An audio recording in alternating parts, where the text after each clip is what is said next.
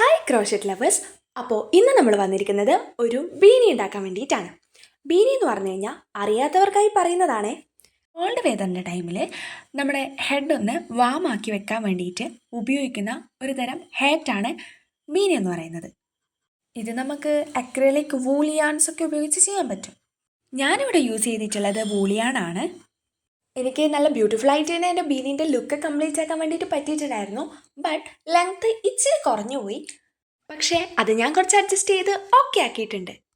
പിന്നെ ഒരു കാര്യം എനിക്ക് നിങ്ങളോട് പറയാനുള്ളത്, എൻ്റെ വീഡിയോസിന് സപ്പോർട്ട് ഭയങ്കര കുറവാണ്. അപ്പോൾ നിങ്ങളെല്ലാവരും ഒന്ന് സബ്സ്ക്രൈബ് ചെയ്ത് സപ്പോർട്ടാക്കണേ. അപ്പോൾ എല്ലാവരും മിന്നിച്ചേക്കൂലേ. പിന്നൊരു കാര്യം കൂടി വിട്ടുപോയി, കമൻറ്റും കൂടി ചെയ്യണേ.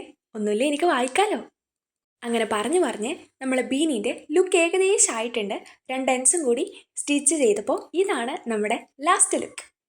അപ്പോൾ അടുത്ത വീഡിയോ കാണുന്നവരേക്കും ബൈ.